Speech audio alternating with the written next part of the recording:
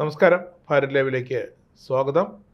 നമ്മുടെ കേരള BJP ഘടകത്തിലെ സംസ്ഥാന നേതൃത്വത്തിൻ്റെ പിടിപ്പ് കിടന്നുമല്ല, പക്ഷേ അതിലെ ചില തിരഞ്ഞെടുപ്പ് സമയത്ത് നുഴഞ്ഞു കയറിയ ചില യോഗ്യതയില്ലാത്ത ചിലർ, അവർ യോഗ്യതയില്ലെങ്കിലും അവരുടെ അയോഗ്യത അവർ പുറത്തു കാട്ടാതെ അവർ പരമാവധി ഉപയോഗിക്കുകയായിരുന്നു പാർട്ടി സംവിധാനത്തെ, തിരഞ്ഞെടുപ്പ് പ്രക്രിയയെ, പ്രവർത്തകരുടെ ഒരു ആത്മാർത്ഥത, ഇതെല്ലാം ഉപയോഗിച്ചുകൊണ്ടാണ് ഇവർ അവരുടെ കാര്യങ്ങളെല്ലാം സേഫാക്കിയത്. ആ വാർത്തയാണ് നമ്മൾ കഴിഞ്ഞ ദിവസം നമ്മൾ പുറത്തു കൊണ്ടുവന്നത്, ഭാരത് ലൈവ് പുറത്തു കൊണ്ടുവന്നത്. എന്തായാലും അതിനുശേഷം ഒരുപാട് വിമർശനങ്ങൾ, ഒരുപാട് അഭിനന്ദിച്ചുകൊണ്ട് കൂടുതൽ അഭിനന്ദനങ്ങളാണ്. ഒരു 5%, 4% ഒക്കെ വിമർശിച്ചുകൊണ്ട് പാർട്ടിയെ തകർക്കാൻ നിങ്ങൾ ഇറങ്ങി തിരിച്ചിരിക്കുകയാണെന്നൊക്കെ ഒരുപാട് ആമുഖമായിട്ട് പറയുകയാണ്. ശരിക്കും ഇത് മാത്രമല്ല അല്ലേ, ഇതൊരു മഞ്ഞുമലയുടെ ഒരു അറ്റം മാത്രമാണ്. തീർച്ചയായിട്ടും ഒരു കൊടി വാങ്ങിയതിന് 1.5 കോടി രൂപ എഴുതിയെടുത്തു എന്നുള്ളൊരു ക്ലീഷയാണ്. പക്ഷെ അതിനപ്പുറത്തേക്ക് ഒരുപാട് കാര്യങ്ങൾ ഇനിയും തെളിയാൻ കിടക്കുന്നുണ്ട്. കാരണം തെളിയണം, അല്ലെങ്കിൽ ഈ പാർട്ടി പ്രവർത്തകരെ കിടന്ന് ആത്മാർത്ഥമായിട്ട് പ്രവർത്തിക്കുന്നതിന്, പണിയെടുക്കുന്നതിന് ഒരു ഫലവുമില്ലാതെ. പുതിയ വിവരങ്ങൾ എന്തെങ്കിലും ഉണ്ടോ? തീർച്ചയായിട്ടും. കഴിഞ്ഞ ദിവസം നമ്മൾ വാർത്ത ചെയ്തു, BJPയിലെ ഒരു അഴിമതിയുമായി ബന്ധപ്പെട്ട വാർത്തയാണ് അത്. BJPയിലെ അഴിമതി എന്ന് പറയുമ്പോൾ ചില നേതാക്കന്മാർ കാട്ടിക്കൂട്ടിയ അഴിമതികളെ കുറിച്ചായിരുന്നു നമ്മൾ വാർത്ത ചെയ്തിരുന്നത്. അപ്പോൾ ഇപ്പോഴത്തെ സംസ്ഥാന നേതൃത്വത്തിലുള്ള സംസ്ഥാന ജനറൽ സെക്രട്ടറിയും ഒക്കെ ചേർന്ന് നടത്തുന്ന ഒരു അഴിമതിയുടെ കഥകളാണ് നമ്മൾ പുറത്തുവിട്ടത്. ഇതിലെല്ലാവരും അഴിമതിക്കാരാണെന്ന അഭിപ്രായമൊന്നും എനിക്കില്ല. ലോകത്തുള്ള എല്ലാവരും അഴിമതിക്കാരാണെന്ന അഭിപ്രായമൊന്നും എനിക്കില്ല. അതിൽ തന്നെ സംസ്ഥാന നേതൃത്വത്തിൽ തന്നെയുള്ള അഴിമതിരഹിതനായ, ഒരു ചായയ്ക്ക് പോലും പാർട്ടി ഫണ്ട് ഉപയോഗിക്കാത്ത ഒരു ട്രഷറർ പാലക്കാട് നിന്നുള്ള അഡ്വക്കേറ്റ് കൃഷ്ണദാസ്, അദ്ദേഹമാണ്, ആരോ കൃഷ്ണകുമാർ എന്നൊക്കെ പറയുന്നത്, കൃഷ്ണകുമാറല്ല, അഡ്വക്കേറ്റ് കൃഷ്ണദാസ്, അതായത് പാലക്കാട് നഗരസഭയിലെ കഴിഞ്ഞ തവണത്തെ വൈസ് ചെയർമാനായിരുന്നു. അദ്ദേഹമാണ് ഈ വിഷയങ്ങൾ കണ്ടുപിടിച്ചത്. ഇവിടെ അഴിമതി നടക്കുന്നുണ്ട്, അദ്ദേഹം ട്രഷറർ കൂടിയാണ്. അപ്പോൾ എന്നോട് പലരും ആ വിഷയവുമായി ബന്ധപ്പെട്ട്, അദ്ദേഹമാണ് ഇത് കണ്ടുപിടിച്ചത്, അദ്ദേഹത്തിന് ഒരു തരത്തിലും അഴിമതി ഇല്ലാത്ത ഒരാളാണ്. അദ്ദേഹം പാലക്കാട് ഇരുന്നപ്പോഴാണ് അമൃത് പദ്ധതിയുമായി ബന്ധപ്പെട്ട് കോടിക്കണക്കിന് രൂപയുടെ പ്രോജക്റ്റ് കൊണ്ടുവന്നതും അത് ഇംപ്ലിമെൻറ്റ് ചെയ്തതും. ഏറ്റവും ഭംഗിയായി അമൃത് പദ്ധതി നടക്കുന്നത് പാലക്കാടാണ്. അപ്പോൾ അങ്ങനെ ഒരുപാട് ഘടകങ്ങൾ അദ്ദേഹത്തെ സംബന്ധിച്ച് പറയുകയാണെങ്കിൽ അതൊരു നല്ല അഭിഭാഷകനാണ്. അതുകൊണ്ട് തന്നെ അദ്ദേഹത്തിന് ഇവിടെ നിന്ന് പണം എടുത്തുകൊണ്ട് പോകേണ്ട ആവശ്യമില്ല. വളരെ വളരെ വളരെ നല്ല അഴിമതിരഹിത പ്രതിച്ഛായുള്ള കൃഷ്ണദാസാണ് ഈ വിഷയങ്ങൾ പുറത്തു കൊണ്ടുവന്നതെന്നുള്ളതാണ് ഏറ്റവും പ്രധാനപ്പെട്ട വിഷയം. സത്യം പറഞ്ഞാൽ സംസ്ഥാന നേതൃത്വത്തിൽ അദ്ദേഹത്തെ പോലെ ഒരാളുണ്ട് എന്ന് ഒരുപക്ഷെ നാട്ടുകാർക്ക് പോലും അധികം അദ്ദേഹം ആരാണ് ഏതാണെന്ന് അറിയുന്നുണ്ടാവില്ല. അതുകൊണ്ടാണ് അദ്ദേഹത്തിൻ്റെ പേര് ഞാൻ എടുത്തു പറയാൻ തുനിഞ്ഞത്. അദ്ദേഹമാണ് പരാതി കൊടുത്തത്, അദ്ദേഹം പുറത്തേക്ക് പറഞ്ഞിട്ടില്ല, അദ്ദേഹം നമ്മുടെ മുന്നിൽ സമ്മതിച്ചിട്ടില്ല. പക്ഷേ എനിക്ക് മറ്റ് കേന്ദ്രങ്ങളിൽ നിന്ന്, വിശ്വസനീയമായ കേന്ദ്രങ്ങളിൽ നിന്ന് എനിക്ക് മനസ്സിലാക്കാൻ സാധിക്കുന്നത് അദ്ദേഹമാണ് ഈ അഴിമതിയുടെ കാര്യങ്ങൾ വളരെ കൃത്യമായി കണ്ടെത്തുകയും അതിൻ്റെ ഡോക്യുമെന്റ്സ്, വിവരങ്ങളെല്ലാം ശേഖരിക്കുകയും അതെല്ലാം കേന്ദ്ര നേതൃത്വത്തിന്റെ മുന്നിൽ എത്തിക്കുകയും ചെയ്തു എന്നുള്ളതാണ് എനിക്ക് മനസ്സിലാവുന്നത്. ട്രഷറാണ് അത്, അദ്ദേഹത്തിന്റെ ജോലി കൂടിയാണ് ഇരുത്തിയേക്കുന്നത്. അത് അദ്ദേഹത്തിന്റെ കൃത്യമായി അദ്ദേഹത്തിന്റെ പണി ചെയ്തു എന്നുള്ളതാണ് മനസ്സിലാക്കുന്നത്. അപ്പോൾ അതിനിടയിൽ ചില സംശയങ്ങൾ ഉയർന്നു വരുന്നുണ്ട്. അത് പലരും ചോദിക്കുന്നുണ്ട്, എന്നോട് പലരും ചോദിച്ചു, എങ്ങനെയാണ് ഒരു സ്ത്രീ അല്ലെങ്കിൽ സംസ്ഥാന സെക്രട്ടറി ഇങ്ങനെ അഴിമതി നടത്തിയത്, ഇത്രയും പണം അവരുടെ കയ്യിൽ കൂടി എങ്ങനെ വന്നു എന്നുള്ള ചോദ്യങ്ങളൊക്കെ വരുന്നുണ്ട്. ഇതിൻ്റെ സാധാരണഗതിയിൽ ഇലക്ഷൻ ആകുമ്പോൾ ഇലക്ഷൻ ഫണ്ടും സാധാരണ ഫണ്ടും തമ്മിൽ വ്യത്യാസമുണ്ട്. ഇലക്ഷൻ ഫണ്ട് വേറെയാണ്. അപ്പോൾ ഇലക്ഷൻ സമയത്ത് ഇലക്ഷൻ ഫണ്ട്, സാധാരണഗതിയിലൊക്കെ ഇലക്ഷൻ ഫണ്ടും അതുമായി ബന്ധപ്പെട്ട കാര്യങ്ങളും തീരുമാനങ്ങളും എല്ലാം നേരത്തെയൊക്കെ RSSന്റെ പ്രചാരകന്മാരായിട്ടുള്ള ആൾക്കാർ സംഘടനാ സെക്രട്ടറികളായി വരുമ്പോൾ, അത് RSSന്റെ പ്രചാരകന്മാർ സംഘടനാ സെക്രട്ടറികളായി പാർട്ടിയിലേക്ക് വരുമ്പോൾ ആ സംഘടനാ സെക്രട്ടറിമാരാണ് ഇക്കാര്യത്തിൽ എല്ലാം ഒന്ന് നോക്കി, അതായത് ഏറ്റവും ഉയർന്നൊരു ഹയർ അതോറിറ്റി എന്ന രീതിയിലാണ്.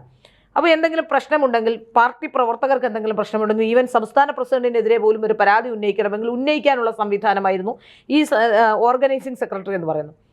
ഇപ്പോൾ സംഘത്തിൻ്റെ 100ാം വാർഷികത്തോടനുബന്ധിച്ച് ഓർഗനൈസിംഗ് സെക്രട്ടറിമാരെ എല്ലാം പിൻവലിച്ച കൂട്ടത്തിൽ കേരളത്തിൽ നിന്നുള്ള ഓർഗനൈസിംഗ് സെക്രട്ടറിയും പിൻവലിച്ചു.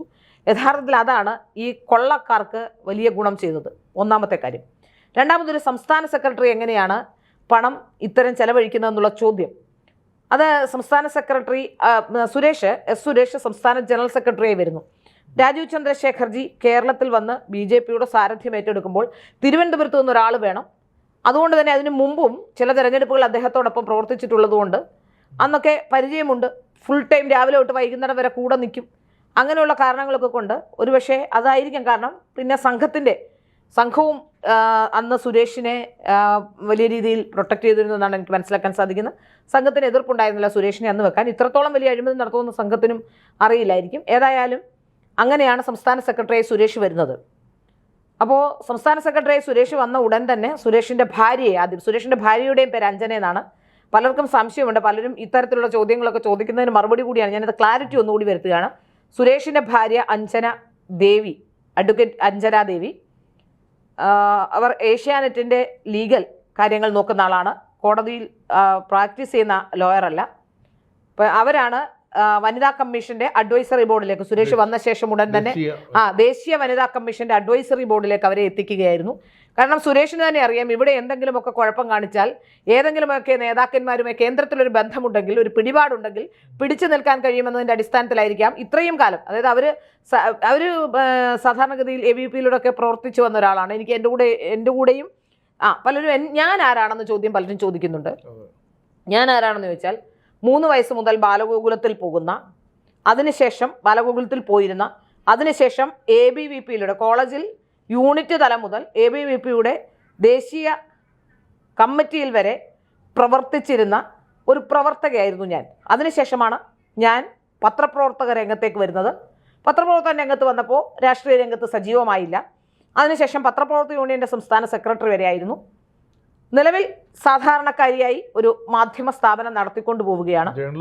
ജേർണലിസ്റ്റാണ്, സീനിയർ ജേർണലിസ്റ്റാണ്. രാഷ്ട്രീയത്തിലെങ്ങും ഇല്ല എന്നുള്ളത് മാത്രമേ ഉള്ളൂ. പക്ഷേ രാഷ്ട്രീയത്തിൻ്റെ ട്രെൻഡുകളെ കുറിച്ച് അറിയാം, റിപ്പോർട്ട് ചെയ്യുന്നുണ്ട്. രാഷ്ട്രീയത്തെ നന്നായി അറിയാം, നേതാക്കന്മാരെ എല്ലാം അറിയാം, വ്യക്തിപരമായി തന്നെ പലരെയും അറിയാം. പണ്ടു മുതൽ, അതായത് ഈ പറയപ്പെടുന്ന S Suresh, VV Rajesh, TP Sindhumol, Anjanadevi അടക്കമുള്ള ഇന്നത്തെ കൃഷ്ണദാസ് അടക്കമുള്ള ഇന്നത്തെ എല്ലാ നേതാക്കന്മാരോടും ഒപ്പം അതേപോലെ തന്നെ പ്രവർത്തിച്ചു കൊണ്ടിരുന്ന ആളാണ്. അപ്പോൾ അന്ന് ഞാൻ പ്രവർത്തിച്ചു കൊണ്ടിരുന്ന കാലഘട്ടത്തിലോ ആ കാലഘട്ടത്തിലെല്ലാം എന്നെക്കുറിച്ച് ഏതെങ്കിലും രീതിയിലുള്ള അഴിമതിയോ ഏതെങ്കിലും പുരുഷന്മാരുമായി ബന്ധപ്പെട്ട് ചേർന്നുള്ള വിഷയങ്ങളോ ഏതെങ്കിലും തരത്തിലുള്ള മറ്റ് പ്രശ്നങ്ങളോ സംഘടനാ വിരുദ്ധതയോ യാതൊന്നും തന്നെ ആ കാലഘട്ടങ്ങളിൽ ഒന്നും എന്നെക്കുറിച്ച് ഉണ്ടായിട്ടില്ല. പത്രപ്രവർത്തന രംഗത്ത് വന്ന ശേഷം ഒരു വാർത്ത ചെയ്തതിൻ്റെ പേരിൽ എന്നെ വല്ലാതെ ആക്രമിക്കുന്നുണ്ട്. ആ ആക്രമിക്കുന്നതിൻ്റെ സ്വഭാവം വളരെ മോശപ്പെട്ട സ്വഭാവമാണെന്നുകൂടി ഞാൻ നിങ്ങളോട് പറയുകയാണ്. നിങ്ങളുടെ സംഘടന ഇതാണോ പഠിപ്പിച്ചിരിക്കുന്നതെന്ന് എനിക്ക് സംശയമുണ്ട്. കാരണം ഇന്നും രാവിലെ ഞാൻ ചില പോസ്റ്റുകൾ കാണാനിടയായി. സൈബർ അറ്റാക്ക് എനിക്കെതിരെ തുടങ്ങിയിട്ടുണ്ട്. അതായത് നരേന്ദ്രമോദി കേരളത്തിൽ ആദ്യമായി ഒരു പരിപാടിക്ക് വന്നപ്പോൾ വന്ന സമയത്ത് ഒരു സ്ഥലത്ത് നടന്ന ഒരു പരിപാടി, ആ പരിപാടി ഞാൻ റിപ്പോർട്ട് ചെയ്തതുമായി ബന്ധപ്പെട്ട് ആ പരിപാടി എനിക്ക് ചോർത്തി തന്നു എന്ന് നിങ്ങൾ ആരോപിക്കുന്ന ഒരാളുമായി അദ്ദേഹത്തിൻ്റെ കൂട്ടുകാരിയാണ് ഞാൻ എന്ന സംശയമൊക്കെ കൊടുത്തുകൊണ്ട്, അതായത് കൂട്ടുകാരി എന്നതിനെ സ്ട്രെസ് ചെയ്ത് പറയുകയാണ്. അപ്പോൾ അത് പറയുമ്പോൾ അതായത് ദ്വയാർത്ഥ പ്രയോഗങ്ങളാണ്. ഇവർ ഈ ദ്വയാർത്ഥം ഉണ്ടാക്കുന്ന കാര്യങ്ങൾ പറയും. ഇപ്പം ഞാനൊരു ഫേസ്ബുക്ക് പോസ്റ്റ് ഇട്ടാൽ അതിന് താഴെ സംഘപരിവാർ ഉന്നയിക്കുന്നത് തിരുവനന്തപുരത്ത് നിങ്ങൾ കാണിച്ചു കൂട്ടുന്നത് അറിയാം, എന്താണ് കാണിച്ചു കൂട്ടുന്നത് എഴുതില്ല. അപ്പൊ കാണുന്നവർ വിചാരിക്കുന്ന ഞാൻ എന്തോ ഇവിടെ കാണിച്ചു കൂട്ടുന്നുണ്ട് എന്നുള്ളതാണ്. വ്യക്തമായി അത് ചെയ്യില്ല, അതില്ല. അപ്പോൾ കാണുന്ന ആൾക്കാർക്ക് മോശപ്പെട്ട നിങ്ങളുടെ പഴയ ചരിത്രം അറിയാം. എൻ്റെ പഴയ ചരിത്രം, നിങ്ങൾ ഏത് ചരിത്രം വേണമെങ്കിലും പരിശോധിച്ചോളൂ, എനിക്കതിന് ഒരു പ്രശ്നവുമില്ല. അഴിമതി ഞാൻ കാണിച്ചിട്ടില്ല, സ്വജനപക്ഷപാതം കാണിച്ചിട്ടില്ല, ഒരു തരത്തിലുള്ള ഉടായ്പകളും ആരിൽ നിന്നും പൈസ വാങ്ങിക്കുകയോ ആരെങ്കിലും ഏതെങ്കിലും രീതിയിൽ ഉടായ്പ കാണിക്കുകയോ ചെയ്തിട്ടില്ല. വ്യക്തിപരമായി എൻ്റെ വ്യക്തിപരമായി ഞാൻ കുടുംബം ആദ്യം വിവാഹം കഴിച്ചതാണ്. അത് വളരെ മാന്യമായി ഡിവോഴ്സ് ചെയ്ത ആളാണ്. ഇന്നും ആ വീട്ടുകാരുമായിട്ട് നല്ല ബന്ധം പുലർത്തുന്ന ആളാണ്. അപ്പോൾ ഇങ്ങനെ ഒരുപാട് കാര്യങ്ങളുണ്ട്. അതിനുശേഷം ഞാൻ വിവാഹം കഴിച്ച് ജീവിക്കുന്ന ആളാണ്. അപ്പോൾ ഒരാളുടെ വ്യക്തിപരമായി ആക്ഷേപിക്കാൻ ഇതിനപ്പുറത്തേക്കൊന്നും എനിക്ക് ആക്ഷേപിക്കാൻ നിങ്ങൾക്കില്ല. അതുകൊണ്ട് തന്നെ അതൊന്നും പറഞ്ഞ് എന്നെ ഏതെങ്കിലും രീതിയിൽ ഇതിൽ നിന്ന് പിന്മാറ്റാമെന്ന് വിചാരിക്കേണ്ട. ഇതെൻ്റെ വ്യക്തിപരമായ വിഷയവുമല്ല. ഞാൻ ഈ BJP-യുമായി ബന്ധപ്പെട്ടുള്ള ഈ വാർത്തകൾക്ക് പ്രാധാന്യം കൊടുക്കുകയും ഇത് തുറന്നു പറയാൻ ശ്രമിക്കുകയും ചെയ്യുന്നത് ഇത് ഈ ഒരുപാട് പേരുടെ വികാരങ്ങൾ ഞാൻ പറയുന്നു എന്നുള്ളതാണ്. അതായത് കേരളത്തിലെമ്പാടുമുള്ള BJP-യിലെ പ്രവർത്തകർ അനുഭവിക്കുന്ന മനപ്രയാസവും വിഷമങ്ങളും ഈ സംഘടനയിൽ നിന്ന് അനുഭവിക്കുന്ന പ്രശ്നങ്ങളും ഒരു ഭാഗത്ത് നടക്കുന്ന അഴിമതിയും ഒക്കെ ചൂണ്ടിക്കാട്ടുന്നു എന്നുള്ളത് മാത്രമേ ഉള്ളൂ. അതിന് കാരണം, ഇത് പറയാൻ കാരണം, നിങ്ങൾ എനിക്കെതിരെ വ്യക്തിഹത്യ നടത്തുകയും ഞാൻ പറയുന്നത് കള്ളമാണെന്ന് പറയുകയും എൻ്റെ പിന്നിലും പുറകിലും സൈഡിലും ഒക്കെ ആൾക്കാരുണ്ടെന്ന് പറയുകയും ഒക്കെ ചെയ്യുമ്പോൾ നിങ്ങൾ ഒരു കാര്യം ആലോചിക്കണം. നിങ്ങൾ ഞാൻ കൊടുത്ത വാർത്ത, ഞാൻ എന്തെങ്കിലും ഫേസ്ബുക്കിൽ പങ്കുവെക്കുന്ന കുറിപ്പുകൾ, അതിൻ്റെ താഴെ വരുന്ന കമൻറ്റുകൾ നിങ്ങളൊന്ന് വായിക്കണം. 1-2 കമൻറ്റുകൾ മാത്രമാണ് നെഗറ്റീവായി അതിൽ വരുന്നത്. അത് നിങ്ങളുടെ ആൾക്കാരാണെന്ന് എനിക്ക് വ്യക്തമായി അറിയാം. അല്ലാതെ വരുന്ന വാർത്തകൾ, നിങ്ങളുടെ പാർട്ടി ഇന്ന് എവിടെ നിൽക്കുന്നു, BJP എന്ന് പറയുന്ന ഈ പാർട്ടിയിൽ സംഘടനാ തലത്തിൽ എന്തൊക്കെ പ്രശ്നമുണ്ട് എന്ന് കൃത്യമായി മനസ്സിലാക്കാൻ സാധിക്കുന്ന രീതിയിലാണ് എന്നുള്ളതാണ് നിങ്ങൾ മനസ്സിലാക്കേണ്ടത്. ഇപ്പം എന്നെ വ്യക്തിപരമായി ആക്രമിച്ചോളൂ, എനിക്കത് പ്രശ്നമില്ല. കാരണം ഞാനിതൊന്നും ചെയ്തിട്ടില്ലാത്തതുകൊണ്ട് ഇതൊന്നും എന്നെ ബാധിക്കില്ല. നിങ്ങൾ എന്ത് പറഞ്ഞാലും എന്നെ ബാധിക്കില്ല. ആകെ പറയാനുള്ളൊരു വിവാഹമോ അല്ലെങ്കിൽ ഏതെങ്കിലും ഒരു പ്രണയം, അതൊക്കെ ഒരാളുടെ വ്യക്തിപരമായ വിഷയമാണ്. ഒരു വിവാഹം, പ്രണയം ഒക്കെ മനുഷ്യൻ്റെ വ്യക്തിപരമായ പ്രശ്നമാണ്. ഇതിനപ്പുറത്തേക്ക് നിങ്ങൾ എന്ത് വിചാരിച്ചാലും എന്നെ ഒന്നും ചെയ്യാനോ ഒന്നും പറയാനോ കഴിയില്ല. കാരണം ഞാനൊന്നും ചെയ്യുന്നില്ല, ഒന്നും അഹിതമായ ഒരു കാര്യവും ചെയ്യുന്നില്ല എന്നുള്ളതുകൊണ്ടാണ്. അതെൻ്റെ കോൺഫിഡൻസ് ആണ്. നിങ്ങൾക്ക് എന്ത് വേണമെങ്കിലും ആകാം. അപ്പോൾ ഈ ദ്വയാർത്ഥ പ്രയോഗങ്ങളുള്ള കാര്യങ്ങൾ വന്ന് പറയുമ്പോൾ ആ ദ്വയാർത്ഥ പ്രയോഗങ്ങൾ ഉൾപ്പെടുന്ന ഇപ്പോൾ അശ്വിനിദേവുമായി ബന്ധപ്പെട്ട കഥയാണ്. അശ്വിനിദേവിൻ്റെ കൂട്ടുകാരി എന്ന് പറയുമ്പോൾ അവസാനം കൂട്ടുകാരി ആരാണെന്ന് ഞാൻ പറയേണ്ടി വരും. പറയേണ്ടി വന്നാൽ എത്തുന്നതും ഈ നേതാക്കന്മാരിലേക്കും അവരുടെ ഭാര്യമാരിലേക്കും ആയിരിക്കും. ഞാനല്ല, ഞാൻ കൂട്ടുകാരി എന്ന് പറയുമ്പോൾ എനിക്ക് എൻ്റെ കൂടെ എൻ്റെ സഹപ്രവർത്തകനായി പ്രവർത്തിച്ച പരിചയത്തിനപ്പുറത്തേക്ക് ഒരു ബന്ധങ്ങളുമില്ല, ഞാൻ വ്യക്തമാക്കുന്നു. പക്ഷേ ഇനി എന്നെ കൂട്ടുകാരി എന്ന് ആക്ഷേപിച്ചാൽ ആരാണ് കൂട്ടുകാരിയെന്നും, ഇതൊക്കെ എനിക്കിത് പറയാൻ അറിയാൻ വയ്യാഞ്ഞിട്ടല്ല, ആരാണ് കൂട്ടുകാരിയെന്നും അദ്ദേഹം മരിച്ചപ്പോൾ തലകറങ്ങി വീണത് ആരാണെന്നും ഒക്കെയുള്ള കാര്യങ്ങൾ ഞാൻ പറയേണ്ടി വരും. അതെന്നെ കൊണ്ട് പറയിപ്പിക്കരുത്. നിങ്ങൾ ആവേശ കമ്മിറ്റിക്കാർ ഇച്ചിരി ഒരു പൊടിക്ക് അടങ്ങണം. അതാണ് എനിക്ക് പറയാനുള്ളത്. അതെ, ഇനി പറയാനുള്ള കാര്യങ്ങൾ ഇല്ല. ഇവിടെ ഞാൻ നിർത്തുന്നു. ഇതിനപ്പുറം എന്നെ കൊണ്ട് പറയിപ്പിക്കരുത്. ഒരു ചെറിയ കാര്യം കൂടെ, എന്നെയും നമ്മൾ തമ്മിലാണല്ലോ ആ ചർച്ച നടത്തിയത്. എന്നെയും കുറച്ച് പ്രവർത്തകർ വിളിച്ചിരുന്നു. സംഘത്തിൽ നിന്നുള്ള കുറച്ച് പഴയകാല സംഘ പ്രവർത്തകർ, പിന്നെ ഇപ്പോൾ സംഘത്തിൽ പ്രവർത്തിക്കുന്നവർ, എല്ലാം കൊണ്ട് മാന്യമായിട്ട് സംഘത്തിന് വേണ്ടി വർക്ക് ചെയ്യുന്നവരാണ്. എന്നോട് പറഞ്ഞത് ഈ തെരഞ്ഞെടുപ്പ് രംഗത്തെ ഈ ഫണ്ട് നൽകാതെ അടക്കമുള്ള പല പ്രശ്നങ്ങളും പറഞ്ഞിരുന്നു. തിരുവനന്തപുരത്ത് ഒരു സസ്പെൻഷനിലായിരിക്കുന്ന ഒരു ഭാരവാഹിയാണ് ഈ പറയുന്നത്. അന്ന് ഈ ചൂണ്ടിക്കാണിക്കുന്നവരൊക്കെ ഇവർ ചെയ്യുന്നത് അങ്ങ് അകറ്റി നിർത്തും.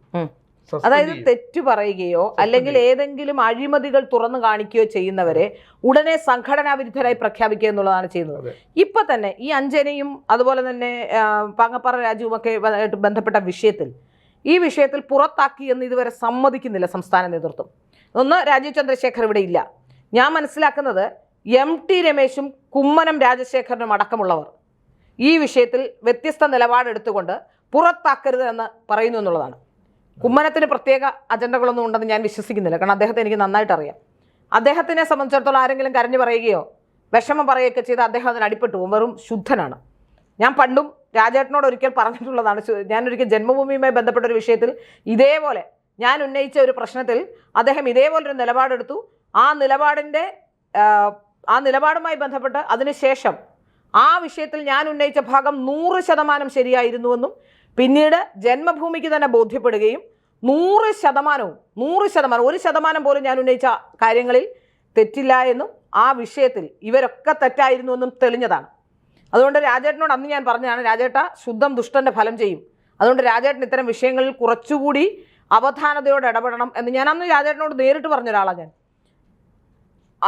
ആ വിഷയത്തിൽ ഒരുപാട് പ്രതിസന്ധികൾ ജന്മഭൂമി തരണം ചെയ്യേണ്ട അവസ്ഥയിലെത്തിയതാണ്.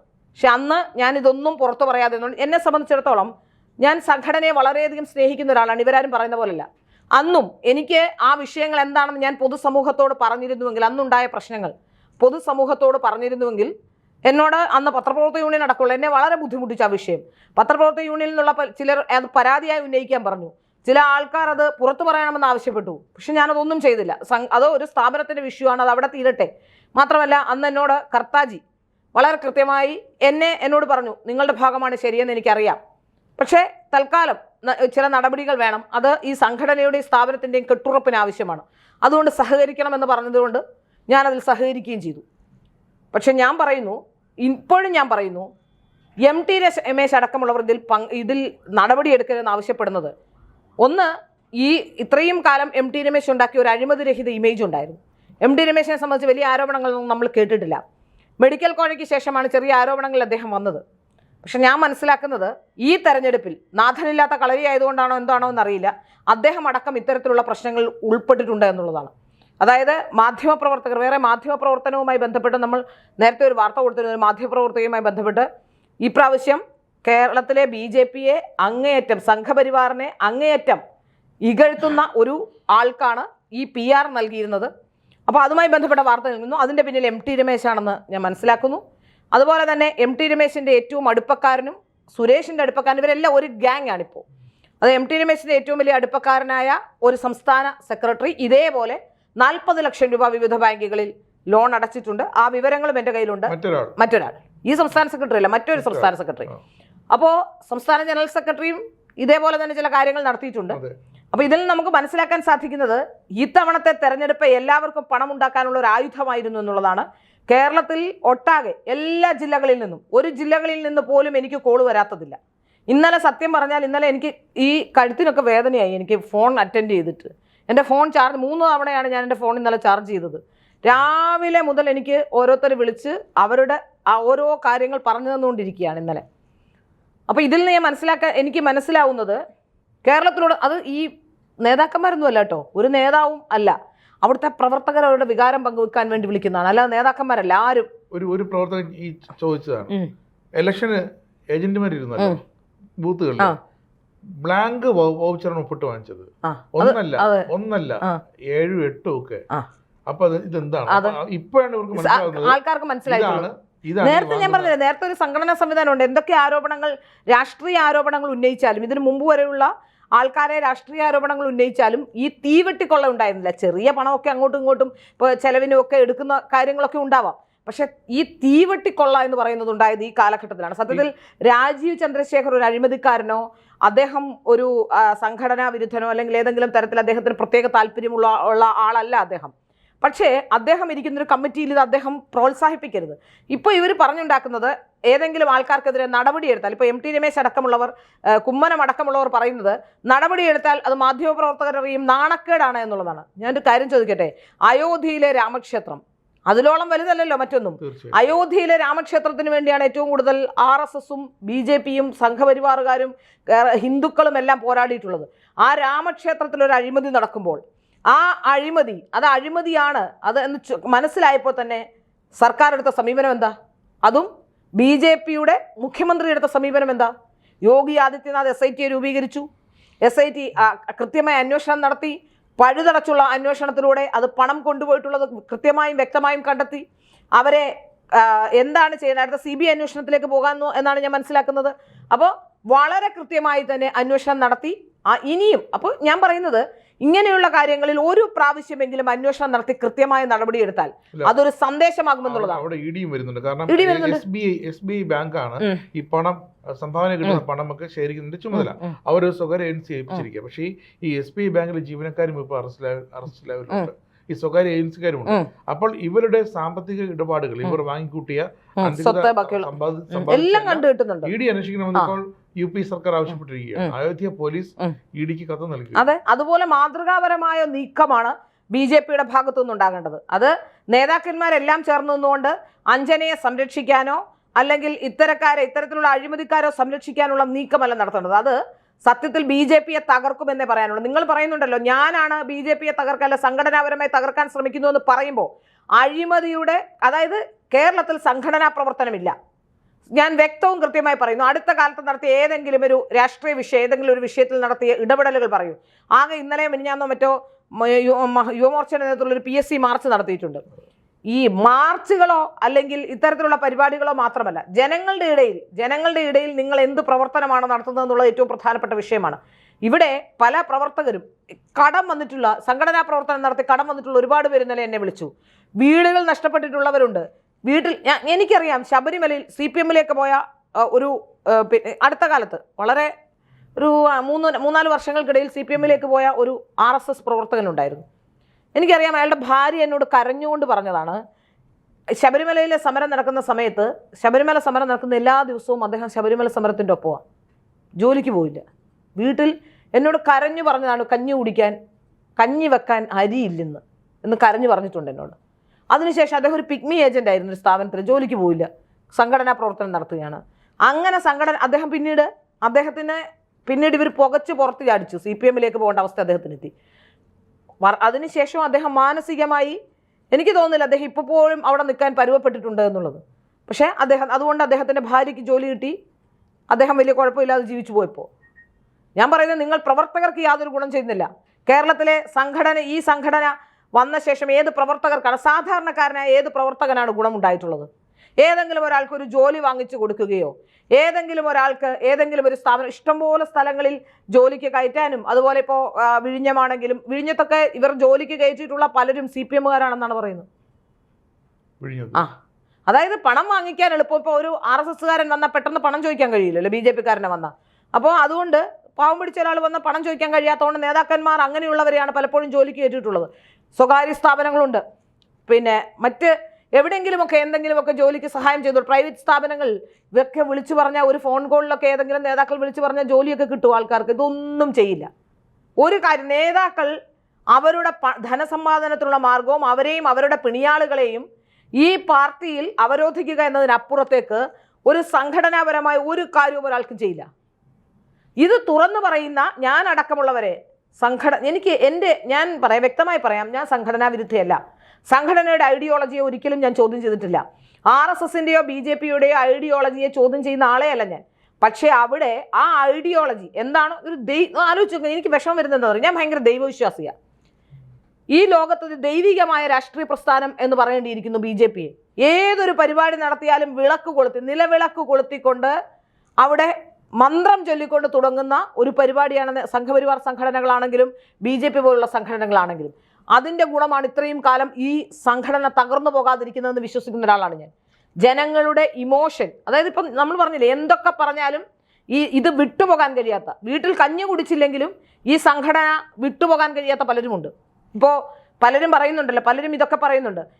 എന്നെ സംഘടനാ വിരുദ്ധ നിങ്ങൾ പറയുമ്പോൾ ഈ സംഘടനയിൽ ആരുമല്ല ഞാൻ. ഈ സംഘടനയിൽ ഒരു ബേസിക് മെമ്പർഷിപ്പ് പോലുമുള്ള ആളല്ല ഞാൻ. പക്ഷേ എങ്കിൽ പോലും ഈ ആശയത്തിൽ നിന്ന് വിട്ടുപോകാനോ വ്യതിചലിക്കാനോ എനിക്ക് കഴിയാത്ത വിധത്തിൽ മാനസികമായി നമ്മളതിൽ ഇൻവെസ്റ്റഡ് ആണ്. അതാണ് ഇതിൻ്റെ ഈ RSS-ഉം BJP-യും പോലുള്ള സംഘടനകളുടെ പ്രശ്നം. അതുകൊണ്ട് മാത്രമാണ് ഈ BJP-ക്ക് ഇപ്പോൾ വോട്ട് കിട്ടുന്നത്. നമ്മളെപ്പോലുള്ള ഒരുപാട് പേർ ഇങ്ങനെ ഇൻവെസ്റ്റഡ് ആയിരിക്കണം. ഉള്ള കാര്യം ഇപ്പോൾ തുറന്നു പറയേണ്ട അവസരം എത്തിയിരിക്കുന്നു. സഹിച്ച് ജനങ്ങൾ സഹികേടിൻ്റെ അങ്ങേയറ്റം എത്തിയിരിക്കുന്നു. ഇപ്പോൾ സത്യം പറഞ്ഞാൽ നിങ്ങൾ മനസ്സിലാക്കേണ്ടത്, ഏതൊരു വിപ്ലവവും തുടങ്ങുന്നത് ഒരു നിശബ്ദതയിൽ നിന്നാണെന്നാണ് ഞാൻ വിശ്വസിക്കുന്നത്. ആദ്യം പറഞ്ഞു നോക്കി, നടക്കുന്നില്ല. പലരോടും പരാതി പറഞ്ഞിട്ടുണ്ട്, കത്തുകൾ എഴുതിയിട്ട്. എൻ്റെ കയ്യിൽ എത്ര പരാതിയുടെ കോപ്പി ഉണ്ടെന്ന് നിങ്ങൾക്കറിയാമോ? ഞാൻ ഈ പറയുന്നത് കള്ളമല്ല. ഒരു തെളിവുകളുമില്ലാതെ ഞാൻ ഒരു കാര്യവും പറയില്ല. എൻ്റെ കയ്യിൽ നിങ്ങളുടെ നേതാക്കന്മാർക്ക് നൽകിയിട്ടുള്ള പരാതികളുടെ കോപ്പി വേണമെങ്കിൽ ഞാൻ കാണിക്കാം. പക്ഷേ പരാതി പറയുന്നവനെ മാറ്റി നിർത്തുക ആണ് എന്നതിനപ്പുറത്തേക്ക് ഒരു കാര്യവും ഈ പാർട്ടിയിൽ സംഭവിച്ചിട്ടില്ല. പരാതി പറഞ്ഞവരല്ലേ ഇപ്പോൾ പുറത്താണ്. സത്യം പറഞ്ഞാൽ ഈ പരാതികൾ പരിഹരിച്ചിരുന്നുവെങ്കിൽ, ഒന്നുമില്ലെങ്കിൽ പരാതി പറയുന്നവരെ രണ്ടുപേരെയും വിളിച്ചിരുത്തി നിങ്ങൾ എവിടെയാണ് ശരി എവിടെയാണ് തെറ്റെന്ന് നോക്കി ഇനി ഇത് ആവർത്തിക്കരുതെന്ന് പോലും പറഞ്ഞാൽ ഈ പ്രശ്നങ്ങൾ ഉണ്ടാവില്ല. ഇപ്പം ഉണ്ടായിരിക്കുന്ന ഒരു നിശബ്ദ വിപ്ലവമാണ്. ഇപ്പൊ പല ആൾക്കാരും പ്രതികരിക്കുന്നേ ഇല്ല. ഇപ്പോൾ ഞാൻ പറഞ്ഞില്ലേ, സത്യത്തിൽ കെ സുരേന്ദ്രൻ അടക്കമുള്ളവർ, എനിക്ക് കെ സുരേന്ദ്രനോട് അക്കാര്യത്തിൽ വലിയ വിയോജിപ്പാണ് ചോദിച്ചത്. അതായത് ജനറൽ സെക്രട്ടറി S സുരേഷിനെതിരെ ഒരു അഴിമതി ആരോപണം വരുമ്പോൾ അവർ പറയുന്നത് എന്നറിയാം, നേരെ മറിച്ചടിക്കുന്നു. അതായത് ഇതിന്റെ പിന്നിൽ കെ സുരേന്ദ്രനാണ്. അതെന്തെങ്കിലും കഴമുണ്ടോ? ഞാൻ മനസ്സിലാക്കുന്നത്, രാജീവ് ചന്ദ്രശേഖർ വന്നതിന് ശേഷം കെ സുരേന്ദ്രൻ ഒരു അക്ഷരം ഉരിയാടാതെ വീട്ടിൽ പോയിരിക്കുകയാണെന്നാണ്. ഇപ്പൊ 5-6 വാർത്താ സമ്മേളനം ഇവിടെങ്ങാണ്ട് നടത്തിയെന്ന് തോന്നുന്നു തിരുവനന്തപുരത്ത്. സത്യത്തിൽ എനിക്ക് അക്കാര്യത്തിൽ വിയോജിപ്പുണ്ട്. പറയേണ്ട കാര്യങ്ങൾ വ്യക്തവും കൃത്യവുമായി നട്ടലോടുകൂടി സുരേന്ദ്രൻ പറയണം. അങ്ങനെ ഉണ്ടെങ്കിൽ സുരേന്ദ്രൻ മിണ്ടുന്നില്ല. ആ വിഷയത്തിൽ സുരേന്ദ്രന് യാതൊരു പ്രതികരണവുമില്ല. അത് ചിലപ്പോൾ ഒരുപക്ഷെ സുരേന്ദ്രൻ നേരത്തെ ചെയ്തിട്ടുള്ള, പണ്ട് ചെയ്തിരുന്ന സുരേന്ദ്രൻ സംസ്ഥാന അധ്യക്ഷനായി വന്നപ്പോൾ സുരേന്ദ്രനും ഒരു കോക്കസിൽ പെട്ട് കിടക്കുകയായിരുന്നു.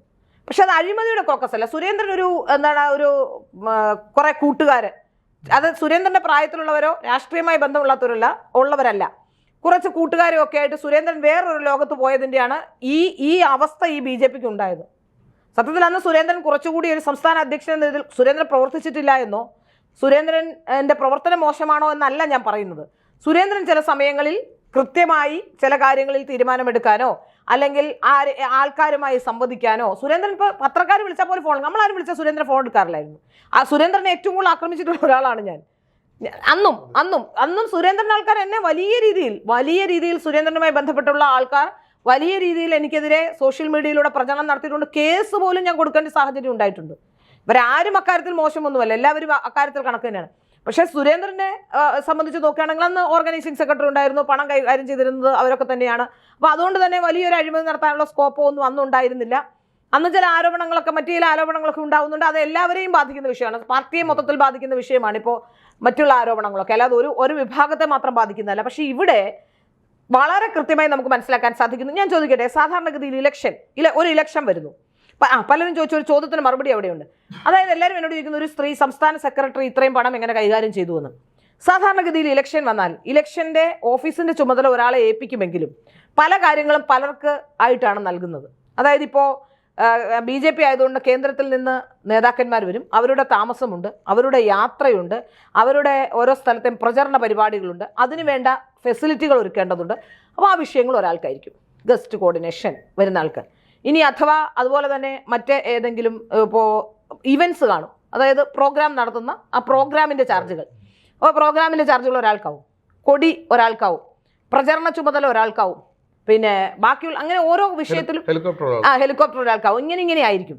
പക്ഷേ ഇത്തവണ അതിൽ സർവ്വ സൈന്യാധിപയായി, അതായത് എന്നോടൊരു സംസ്ഥാന ഭാരവാഹി വളരെ സങ്കടത്തോടെ ഏതാണ്ട് ഒരു 10-30 വർഷമായി ഇവിടെ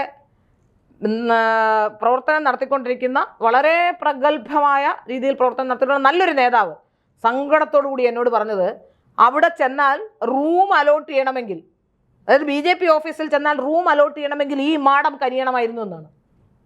അതായത് ഇലക്ഷൻ കമ്മിറ്റിയുടെ സർവ്വ ചുമതലകളും ഈ സ്ത്രീക്ക് നൽകി എന്നുള്ളതാണ്. അതിനൊക്കെ കാര്യപ്രാപ്തിയോ കഴിവോ സംഘടനാ സംവിധാനമോ മികവോ ഒന്നും ഇവർക്കില്ല. ഇവരേതോ ഒരു മെഡിക്കൽ കോഡിംഗ് കമ്പനിയിലും ജോലി ചെയ്തിരുന്നു എന്നതൊഴിച്ചാൽ, ഒരു ഡിഗ്രിയൊക്കെ കഴിഞ്ഞ് എനിക്ക് ഡിഗ്രിയൊക്കെ പാസ്സായിട്ടുണ്ടാകും, മെഡിക്കൽ കോഡിംഗ് കമ്പനിയിൽ എവിടെ ജോലി ചെയ്തിരുന്നു എന്നതൊഴിച്ചാൽ ഇവർക്ക് അത്തരത്തിലുള്ള രാഷ്ട്രീയപരമായി യാതൊരു, ഇന്നലെ ഞാനൊരു പോസ്റ്റ് കാണാനിടെ MG കോളേജിൽ പഠിച്ചിരുന്ന ഒരാൾ എഴുതിയതാണ്. ഞാൻ പേര് ശ്രദ്ധിച്ചു, ഭഗത് മേനോ അങ്ങനെ എന്തോ ആണ് കണ്ടത്. ആരാണെന്ന് എനിക്കറിയില്ല. അങ്ങനെ ഒരാൾ, അതിനി ആരുടെയെങ്കിലും വ്യാജ ഐഡിയ ആണോ എന്നും അറിയില്ല. അവിടെയെങ്കിലും ABVPയുടെ പ്രവർത്തക, അത് വേറൊരാൾ എന്നോട് പറഞ്ഞിട്ടുണ്ട്. ABVPയിൽ അന്ന് സജീവമായിരുന്ന ഒരാളും പറഞ്ഞിട്ടുണ്ട്. ഇങ്ങനെ MG കോളേജ് എന്ന് പറയുന്ന കോളേജിൽ തന്നെ എല്ലാവരും ഒരു കാലഘട്ടത്തിൽ ABVP ആയിരുന്നു. ആ കാലഘട്ടത്തിൽ MG കോളേജിൽ പഠിച്ചതുകൊണ്ട് ABVP ആയി എന്നതിനപ്പുറത്തേക്ക് 2014 സുരേഷ് സംസ്ഥാന അധ്യക്ഷനായി ഒക്കെ വരുമ്പോൾ സുരേഷും ഒക്കെ ആയിട്ട് തന്നെ കൊണ്ടുവന്ന ആളാണ്. സുരേഷിന്റെ കുടുംബ സുഹൃത്തും സുരേഷിന്റെ ഏറ്റവും പ്രിയപ്പെട്ട ആളും എന്നതിനപ്പുറത്തേക്ക് യാതൊരു യോഗ്യതകളും ഒരു ഇലക്ഷൻ കമ്മിറ്റി ഓഫീസ് മാനേജ് ചെയ്യാൻ ആ സ്ത്രീക്കില്ല. ഒരു കോർപ്പറേഷൻ വാർഡിൽ രണ്ട് പ്രാവശ്യം മത്സരിച്ച് ദയനീയമായി തോറ്റു. ആ വാർഡിൽ നേരത്തെ അവിടെ ഉണ്ടായിരുന്ന, അവിടെ BJP ജയിച്ച മണ്ഡലമാണ്, ജയിച്ച സീറ്റാണ്. ആ സീറ്റും കേശവദാസപുരം പട്ടം 2 സ്ഥലത്തും തോറ്റ ഒരാളാണ്. ആ തോറ്റ ശേഷമാണ് ഏറ്റവും ദയനീയമായി അത് ഇപ്രാവശ്യം വലിയ നല്ല അന്തരീക്ഷം, കേരളത്തിലെ BJPക്ക് ഏറ്റവും നല്ല അന്തരീക്ഷം തിരുവനന്തപുരം കോർപ്പറേഷനിൽ ഉള്ളപ്പോഴും 640 വോട്ടിനെങ്ങാണ്ടാണ് ആകെ നേടിയത്. അത് ഭൂരിപക്ഷമല്ല കേട്ടോ, ഓരോരുത്തരുടെയും ഭൂരിപക്ഷം, കരമന രാജ്യത്തിൻ്റെ ഒക്കെ ഭൂരിപക്ഷം 3000-2500 അവിടെയാണ് ആകെ നേടിയ വോട്ട്. ഇന്നലെ ഞാനൊരാളോട് സംസാരിച്ച് വേറെ വീട് മുട്ടടയാന്ന് പറയുന്നു. അപ്പോൾ അവരെന്നോട് പറയുന്നു, ഇവരെ സംസ്ഥാന സെക്രട്ടറി ആക്കിയപ്പോൾ മുട്ടടക്കാരെന്ത് വിചാരിക്കും എന്നാണ് ചോദിച്ചത്. അതിൽ പരം ഒരു ചോദ്യം, അതായത് ഇവരെ BJPയുടെ സംസ്ഥാന സെക്രട്ടറി എന്ന് കേട്ടപ്പോൾ ഒന്നുമില്ലെങ്കിൽ മുട്ടടക്കാർക്കെങ്കിലും ഇതൊന്ന് കൺവിൻസ് ആവണ്ടേ, മുട്ടടക്കാരെന്ത് വിചാരിക്കും എന്നാണ് ചോദിച്ചത്. സത്യത്തിൽ ഞാൻ പറയണേ, നല്ല നേരത്തെ മുതൽ പ്രവർത്തിച്ചിരുന്ന, അതായത് ABVPയുടെ സംസ്ഥാന സെക്രട്ടറി, കേരളത്തിലെ ആദ്യത്തെ വനിതകളുടെ കൂട്ടത്തിൽ കേരളത്തെ ആദ്യത്തെ വനിതാ സെക്രട്ടറി ആയിരുന്നു, ഒരു സംഘടനയിൽ വനിതാ സെക്രട്ടറി ആയിരുന്നു ABVPയുടെ അന്ന്. അതിനുശേഷമാണ് സിന്ധു ജോയ് പോലും SFI വെക്കുന്നത്, TP സിന്ധുമോൾ. അതിനുശേഷം TP സിന്ധുമോൾ നല്ല ആക്റ്റീവ് വർക്കറാട്ടോ, അക്കാര്യത്തിൽ സംശയമില്ല. എനിക്കവരെ വക്താവാക്കുന്നതോ അല്ലെങ്കിൽ ഒരു വിഷയം ഈ ശോഭാ സുരേന്ദ്രൻ്റെ കാര്യം പറഞ്ഞ പോലെ അവർ കുറച്ച് പ്രസംഗിക്കുമെന്നതിനപ്പുറത്തേക്ക് കാമ്പോ കഴമ്പോ ഒന്നും ഇല്ല എന്നുള്ള കാര്യത്തിൽ അത് അവർ കുറച്ചുകൂടി പഠിക്കണമെന്ന അഭിപ്രായമുള്ള ഒരാളാണ് ഞാൻ. ഇപ്പോൾ ചാനൽ ചർച്ചയിൽ പങ്കെടുക്കുമ്പോഴാണെങ്കിലും അല്ലെങ്കിൽ ഏതെങ്കിലും ഒരു വിഷയത്തെക്കുറിച്ച് പ്രസംഗിക്കുകയൊക്കെ ചെയ്യുമ്പോഴാണെങ്കിലും ഈ ഭാരതീയത സാംസ്കാരികത എന്നൊക്കെ പറയാതെ രാഷ്ട്രീയ വിഷയങ്ങൾ കുറച്ചുകൂടി ഫോക്കസ് ചെയ്ത് പഠിച്ച് പ്രവർത്തിക്കണമെന്ന്, പുറത്ത് സംസാരിക്കണമെന്നുള്ള അഭിപ്രായമുള്ള ഒരാളാണ് ഞാൻ. പക്ഷെ അവർ സംഘടനാപരമായി ഫുൾ ടൈമറായിരുന്നു. എനിക്കവരെ ഫുൾ ടൈമറായ കാലം മുതൽ അറിയാം. സംഘടനാപരമായി എന്നൊക്കെ അവർ BMSന്റെ സെക്രട്ടറി ആയിരുന്നു, BMSന്റെ സംസ്ഥാന സെക്രട്ടറി ആയിരുന്നു. ഇതൊക്കെ നിലനിൽക്കും. അങ്ങനെ ഒരാൾ പോലും ഉള്ളപ്പോഴാണ് അവർ അഴിമതിയൊന്നും കാണിച്ചിട്ടുള്ള ആളൊന്നുമല്ല, അവരെക്കുറിച്ച് അങ്ങനെ മറ്റേ അഴിമതി ആരോപണങ്ങളൊന്നുമില്ല. ഏതായാലും ABVPയിൽ വളരെ കഷ്ടപ്പെട്ട്, എനിക്കറിയാം അന്നത്തെ കാലത്ത് സാമ്പത്തികമായി തീരെ താഴ്ന്ന ഒരു നിലയിൽ നിന്ന് വന്ന അന്ന് പോലും അവരെ സംബന്ധിച്ച് അവർ വളരെ ഡെഡിക്കേറ്റഡായി വർക്ക് ചെയ്തൊരു സ്ത്രീയാണ്. അപ്പോൾ അവരെ ആക്കാമായിരുന്നു സംസ്ഥാന സെക്രട്ടറി. സത്യത്തിൽ അവരായിരുന്നു സംസ്ഥാന സെക്രട്ടറി. ഇപ്പം പഴയ ആൾക്കാരെയൊക്കെ മാറ്റിയിട്ട് പുതിയൊരാളെ വെക്കണമെങ്കിൽ യഥാർത്ഥത്തിൽ സംസ്ഥാന സെക്രട്ടറിക്ക് യോഗ്യയായ അവരായിരുന്നു. ഇനി BJPയുടെ സംസ്ഥാന സെക്രട്ടറി ആകാൻ VT രമ ഉണ്ടായിരുന്നു, ഒരു കോളേജ് പ്രൊഫസറായിരുന്നു, അവരെ ആക്കാമായിരുന്നു. ഏതായാലും അഴിമതി ഉണ്ടാവില്ലായിരുന്നു. അതുപോലെ തന്നെ അവർക്കൊക്കെ സ്വന്തം വരുമാനമുണ്ട്. അതുപോലെ പ്രമീള ടീച്ചറിന് ചില കാര്യങ്ങൾ ചില പ്രശ്നങ്ങളൊക്കെ ഉണ്ടായിട്ടുണ്ടെങ്കിൽ പോലും അവർ ഏറ്റവും നല്ല വനിതാ കമ്മീഷന്റെ ഭാഗത്ത് നിന്ന് കേരളത്തിലെ വനിതാ കമ്മീഷൻ അവർ ഉമ്മൻചാണ്ടിയുടെ കാലത്ത് വനിതാ കമ്മീഷൻ അംഗമായ ആളാണ്. പക്ഷെ അവർ നല്ല പ്രഗത്ഭമായ രീതിയിൽ പ്രവർത്തിച്ചിരുന്ന സ്ത്രീയാണ്. അവരെ ഏതെങ്കിലും രീതിയിൽ വേണമെങ്കിൽ വനിതാ കമ്മീഷനിലേക്ക് കൊണ്ടുവരാമായിരുന്നു.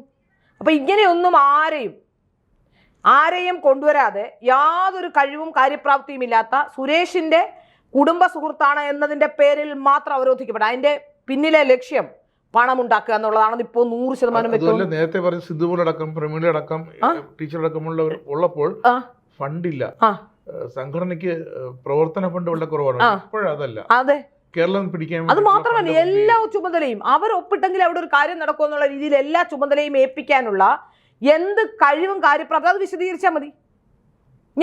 ഞാൻ വ്യക്തിപരമായി പറയുകയാണ്, നിങ്ങളുടെ സംസ്ഥാന സെക്രട്ടറിയെ 2 മിനിറ്റ് നേരത്തേക്ക് എനിക്ക് തരൂ. നിങ്ങളുടെ സംസ്ഥാന സെക്രട്ടറിക്ക് എന്ത് കാര്യമാണ്, എന്താണ് ഈ സംഘടനയെക്കുറിച്ച് അറിയാവുന്നതെന്ന് ചോദിക്കാൻ, ഈ സംഘടനയെക്കുറിച്ച് എന്താണ് അറിയുന്ന ഒരൊറ്റ അഭിമുഖം 10 മിനിറ്റ് എനിക്ക് കിട്ടിയാൽ മതി. എന്താണ് നിങ്ങളുടെ സംഘടനാ സെക്രട്ടറി എന്ന് ഞാൻ തെളിയിച്ചു തരാം സംശയമുണ്ടെങ്കിൽ. അപ്പോൾ ഒന്നുകിൽ രാഷ്ട്രീയം അറിയണം, അല്ലെങ്കിൽ 2-3 കാറ്റഗറിയാണ് ഇപ്പോൾ രാഷ്ട്രീയത്തിൽ. ഒന്ന് പ്രവർത്തിക്കാൻ അറിയുന്നവർ വേണം. എല്ലാവരും പ്രാസംഗികരോ എല്ലാവരും കാര്യങ്ങൾ ചോദിക്കാനോ അറിയാനോ അറിവുള്ളവരോ അല്ല. പക്ഷേ പ്രവർത്തന മികവുള്ള പ്രവർത്തകർ വേണം. ജനങ്ങളുടെ മനസ്സിൽ സ്ഥാനം പിടിക്കാൻ കഴിയുന്ന ആൾക്കാർ വേണം. പിന്നെ അതുപോലെ തന്നെ ഈ ഡിബേറ്റുകളിലും പ്രസംഗങ്ങളിലും തിളങ്ങാൻ കഴിയുന്ന ആൾക്കാർ വേണം. അക്കാഡമിക് നിലവാരമുള്ളവർ വേണം. ഒരു രാഷ്ട്രീയ പാർട്ടിയിൽ ഇത്തരത്തിലുള്ള എല്ലാ ആൾക്കാരും വേണം. ഇവരെ ആരെയും ഒരിടത്തും കൂട്ടാ. അതിപ്പോൾ പല ആൾക്കാരും ഇപ്പോൾ യുവരാജ് ഗോകുലിനെ പോലുള്ളവർ ആലോചിച്ച് നോക്കൂ, എത്ര വൃത്തിയായി എത്ര ഭംഗിയായി സംസാരിക്കുന്ന ഒരു ചെറുപ്പക്കാരനാണ്. യുവരാജ് ഗോകുലിനെ സൈഡ് ലൈനും ചെയ്തില്ലേ. ഇപ്പോൾ സന്ദീപ് വചസ്പതി ഇവിടെ നിന്ന് നേരെ ആലപ്പുഴ ജില്ലാ പ്രസിഡന്റ് ആക്കി വിട്ടു. അപ്പോൾ സന്ദീപ് വചസ്പതിക്ക് സന്ദീപ് വചസ്പതി തിരുവനന്തപുരം സെറ്റിൽഡാണ്. അദ്ദേഹം ആലപ്പുഴ പോയാൽ അദ്ദേഹത്തിന് ആലപ്പുഴ കുടുംബമുണ്ട്. എൻ്റെ വീടിൻ്റെ അടുത്ത് തന്നെയാണ് സന്ദീപ് വചസ്പതിയുടെ വീട്. ആലപ്പുഴ കുടുംബമുണ്ടെന്ന് പറഞ്ഞാലും ചെങ്ങന്നൂരാണ്. ഇപ്പോൾ ചെങ്ങന്നൂർ അതും 2 ജില്ലയായല്ലോ. അപ്പോൾ ചെങ്ങന്നൂർ വരുമ്പോൾ ഇപ്പോൾ ഒരു ചാനൽ ചർച്ചയിൽ പോലും മാധ്യമങ്ങൾക്ക് വരുന്നതിന് പരിമിതിയുണ്ട്. അദ്ദേഹത്തിന് ഒന്നുകിൽ അവിടെ പോകണം, അല്ലെങ്കിൽ മാധ്യമങ്ങൾ ചെങ്ങന്നൂരിലേക്ക് വരണം അദ്ദേഹത്തെ ഒരു ഏതെങ്കിലും ഒരു ഡിബേറ്റിൽ പങ്കെടുപ്പിക്കണമെങ്കിൽ. അപ്പോൾ അങ്ങനെ കൊള്ളാവുന്ന ആൾക്കാരെ മുഴുവൻ സന്ദീപ് വാര്യർ പോയപ്പോൾ ഇവിടെ വലിയ പ്രശ്നം ഉണ്ടായല്ലോ. സന്ദീപ് വാര്യരുടെയും പ്രശ്നം മറ്റൊന്നായിരുന്നില്ല. അപ്പം ഇത് പറയുമ്പോൾ നിങ്ങളെല്ലാം കൂടി ഇനി സന്ദീപ് വാര്യരുടെ ഞാൻ പറഞ്ഞു എന്ന് പറഞ്ഞിട്ട് ഞാൻ പറയുന്നത്, ഒരു കാലത്ത് സംഘടനയ്ക്ക് വേണ്ടി പ്രവർത്തിച്ച, സംഘടനയോട് ആത്മാർത്ഥമായി കൂറുപുലർത്തിയിരുന്ന, സംഘടനയോടൊപ്പം നിന്നിട്ടുള്ള, സംഘടനയ്ക്ക് വേണ്ടി പ്രവർത്തിച്ചിട്ടുള്ള ആൾക്കാരെ വെറുത്ത് അങ്ങേയറ്റം പറഞ്ഞയക്കാനുള്ള നീക്കമാണ് നടത്തുന്നത് എന്നുള്ളത് സംശയമില്ലാത്ത കാര്യമാണ്. എന്നെ ഇപ്പോൾ എന്തിനാണ് എന്നെ സംഘപരിവാർ അനുകൂലിയല്ല എന്ന് വരുത്തി തീർക്കുന്നതിന്റെ പിന്നിൽ എന്താണ്? ഞാൻ ഒരു വാർത്ത ചെയ്തു, കേരളത്തിലും ഇന്ത്യയിലും ഈ BJPക്കെതിരെ വാർത്ത ചെയ്തിട്ടുള്ള, BJPക്കെതിരെ പൊരുതിയിട്ടുള്ള നേതാക്കന്മാരെല്ലാം അവിടെ നിൽക്കുമ്പോൾ അവരൊക്കെ പലരും പാർട്ടിയിലേക്ക് വന്നിട്ടുമുണ്ട്. അവർക്ക് ആർക്കുമില്ലാത്ത വിരുദ്ധത ശ്രീലാപ്പിള്ളയ്ക്ക് മാത്രമുണ്ട്. എന്തെങ്കിലും പറഞ്ഞു കഴിഞ്ഞാൽ മറ്റൊരു കാര്യം, ആരെങ്കിലും ഒരാൾ പാർട്ടിയിലേക്ക് വരാൻ ഒരുങ്ങുന്നു, ഇവർക്ക് ഇഷ്ടമല്ലെങ്കിൽ സംഘം എതിർക്കുന്നു എന്ന് പറയും. സംഘം എതിർക്കുന്നു എന്ന് പറയും. ഇത് ഈ സംഘം എതിർത്തിട്ടൊന്നുമല്ല. എനിക്ക് മനസ്സിലാക്കാൻ സാധിക്കുന്നത് തൃശ്ശൂർ ശ്രീശൻ എന്ന് പറയുന്ന പഴയൊരു ശ്രീശൻ അടിയാട്ട് എന്ന് പറയുന്ന പഴയൊരു ജില്ലാ പ്രസിഡന്റ് ആയിരുന്നു. അദ്ദേഹത്തിന്റെ കാലത്താണ് തൃശ്ശൂർ ഓഫീസൊക്കെ പണിതത്. ഈ മൂന്തേട്ടനെയൊക്കെ പുറത്താക്കിയ പോലെ അന്ന് ചെറിയ ചെറിയ ആരോപണങ്ങളൊക്കെ വന്ന സമയത്ത് ഇദ്ദേഹത്തെ എന്തൊക്കെയോ ചെറിയ വിഷയങ്ങളൊക്കെ ഉണ്ടായിരുന്നു, ഇദ്ദേഹത്തെ അങ്ങ് പുറത്താക്കിയതാണ്. അതിനുശേഷം അദ്ദേഹം സംഘടനയുമായി സംസാരിച്ചു. രാജീവ് ചന്ദ്രശേഖർ വന്നപ്പോൾ അദ്ദേഹവും വിചാരിച്ചു മാറ്റം വരുമായിരിക്കും എന്ന് വെച്ചാൽ ഏതാണ്ട് 15 വർഷത്തിലേറെ അദ്ദേഹത്തെ പുറത്താക്കിയിട്ട് ഒരാളെ ആജീവനാന്തം ഇല്ലാതാക്കുക എന്ന നിലപാടാണ്. ഒരാളെ പുറത്താക്കുന്നു, ഞാൻ ചോദിക്കട്ടെ, ഒരു ഘട്ടം കഴിഞ്ഞാൽ തിരിച്ചെടുക്കണ്ടേ? പുറത്താക്കിയിട്ടുള്ള പലരെയും തിരിച്ചെടുത്തിട്ടുണ്ടല്ലോ എന്ന് മാനദണ്ഡത്തിന്റെ പേരിലാണ് ഇതിനും ഗുരുതര ആരോപണങ്ങൾ നേരിട്ട പലരെയും തിരിച്ചെടുത്തിട്ടുണ്ട്. പുറത്താക്കുമ്പോൾ അതേപറ്റി അന്വേഷിക്കണം, റിപ്പോർട്ട് പരിശോധിക്കണം. അതിനുശേഷം അദ്ദേഹം മര്യാദയ്ക്ക് നിന്നിട്ടുണ്ടെങ്കിൽ, സംഘടനയ്ക്ക് ഓടൊപ്പം ഉറച്ച് എല്ലാ കാലത്തും നിന്നിട്ടുണ്ടെങ്കിൽ അദ്ദേഹത്തെ തിരിച്ചെടുക്കണ്ടേ? മനുഷ്യർക്ക് തെറ്റുപറ്റാത്ത ആൾക്കാരുണ്ടോ? ഇപ്പൊ തന്നെ ഈ അഴിമതി കാണിച്ച ആളെ പുറത്താക്കല്ലേ എന്ന് പറഞ്ഞ് MT രമേശും കുമ്മനവും അടക്കമുള്ളവർ രാജീവ് ചന്ദ്രശേഖറിന്റെ കാല് പിടിക്കുന്നുണ്ടെന്നാണ് ഞാൻ മനസ്സിലാക്കുന്നത്. സംഘടനയ്ക്ക് നാണക്കേട് ഉണ്ടാക്കുമെന്ന് പറഞ്ഞു. സ്വർണ്ണക്കൊള്ള കേസിൽ പത്തനംതിട്ട മുൻ ജില്ലാ സെക്രട്ടറിയായ പത്മകുമാർ വെറും 1 വർഷത്തേക്ക് സസ്പെൻഷൻ മാത്രമാണ് നിർത്തിയിരിക്കുന്നത്. എപ്പോൾ വേണം തിരിച്ചെടുക്കാം. അത് ഇത് രണ്ടും തമ്മിൽ പ്രകടമായ വ്യത്യാസമുണ്ട് കേട്ടോ. ഞാൻ വിചാരിക്കുന്നത് ഈ പൊതുമുതൽ കട്ടെടുക്കുന്നതും പാർട്ടിയുടെ മുതൽ കട്ടെടുക്കുന്നതും തമ്മിൽ വ്യത്യാസമുണ്ട്. ഈ കേരളത്തിലെ BJP നേതാക്കന്മാർ പെടാത്തത് എന്തുകൊണ്ടാണ്? പാർട്ടിയുടെ മുതൽ കട്ടെടുക്കുന്നുണ്ടാണ്. അതായത് കുടുംബത്തിൽ തറവാട്ടിൽ നിന്നുള്ള തറവാടിന്റെ കഴുക്കോലും അതുപോലെ തന്നെ അതെ ഒക്കെ എടുത്ത് അതിന്റെ ഉമ്മറവും കഴുക്കോലും അതുപോലെ ഉമ്മറത്തുള്ള കിണ്ടിയും ഒക്കെ എടുത്ത് ഊരി പിന്നെ കഴുക്കോലൊക്കെ ഊരിക്കൊണ്ട് പോവുക, ഉമ്മറത്തെ കിണ്ടി എടുത്ത് വീട്ടിൽ കൊണ്ടുവെക്കുന്ന പോലെ തറവാട്ടിൽ നിന്ന് മോഷ്ടിച്ച് സ്വന്തം വീട്ടിൽ കൊണ്ടുവെക്കുകയാണ്.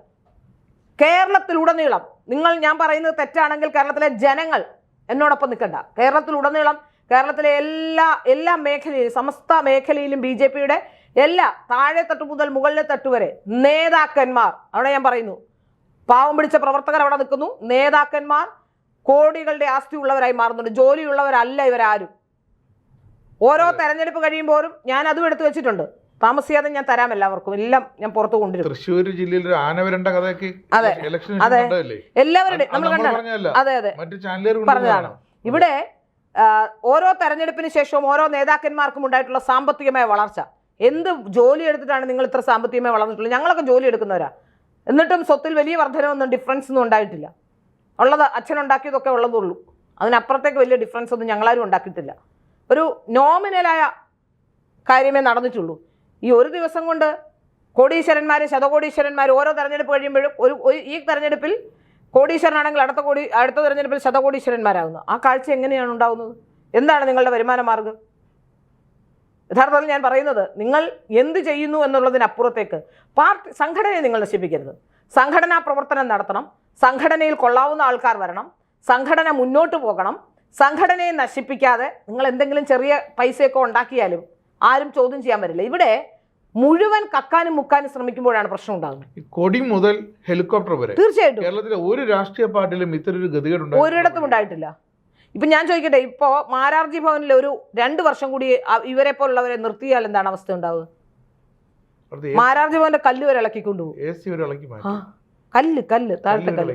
കാരണം ആലോചിച്ചു, 6 മാസം ഒരു പാർട്ടിയിൽ പ്രവർത്തിച്ചപ്പോൾ കോടികളുടെ കള്ളത്തരം കാണിച്ചുവെങ്കിൽ മുമ്പോട്ട് പോകുമ്പോൾ എന്തായിരിക്കും അവസ്ഥ? ഏതായാലും ഈ വിഷയവുമായി ബന്ധപ്പെട്ട് എന്നോട് പലരും പറഞ്ഞു, ഞാൻ ശ്രദ്ധിക്കണം, പണമുള്ളവരോടാണ് പൊരുതുന്നത്, അതുകൊണ്ട് ശ്രദ്ധിക്കണം, പ്രത്യേകിച്ച് സുരേഷിനെയൊക്കെ വളരെ ശ്രദ്ധിക്കണമെന്നാണ് പറഞ്ഞത്. സുരേഷ് പണ്ട് എനിക്കറിയാത്തൊരു കഥ കൂടി ഒരാളെ പറഞ്ഞു തന്നു. സുരേഷ് പണ്ട് ABVP-യിലുള്ളപ്പോൾ RV ശ്രീജിത്ത് എന്ന് പറയുന്ന ഹൈക്കോടതിയിൽ ഒരു അഭിഭാഷകനുണ്ട്. ഇപ്പോൾ അവരെല്ലാം ഒറ്റ ഗ്യാങ്ങാണ്.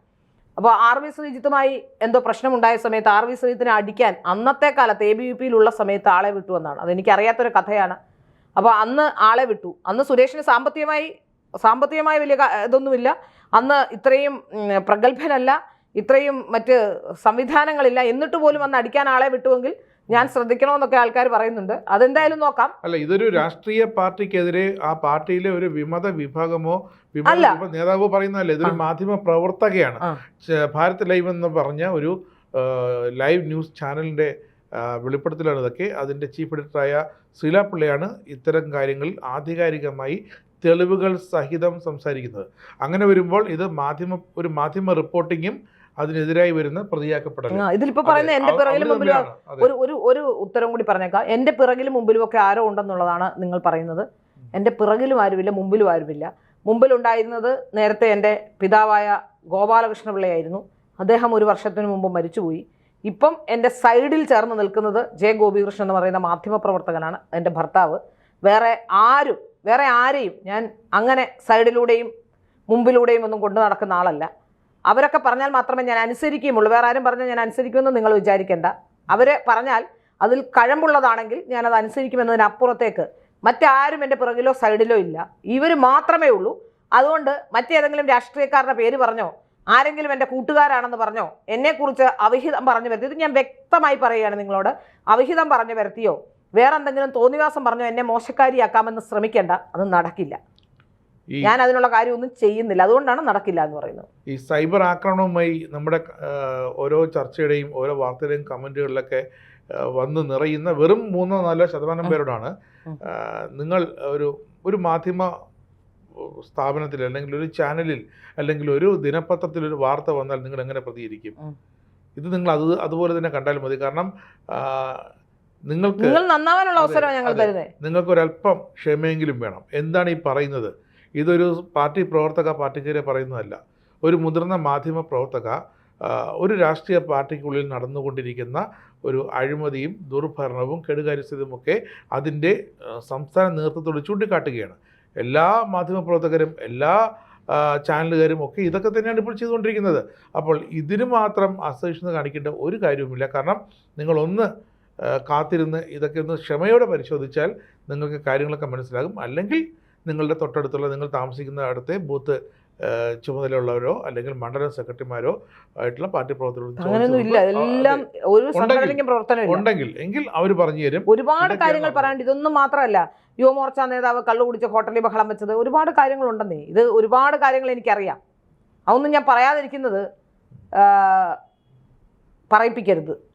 വ്യക്തിപരമായ കാര്യങ്ങൾ പറയാൻ ഉദ്ദേശിക്കുന്നില്ല, അതുകൊണ്ട് പറയരുത്.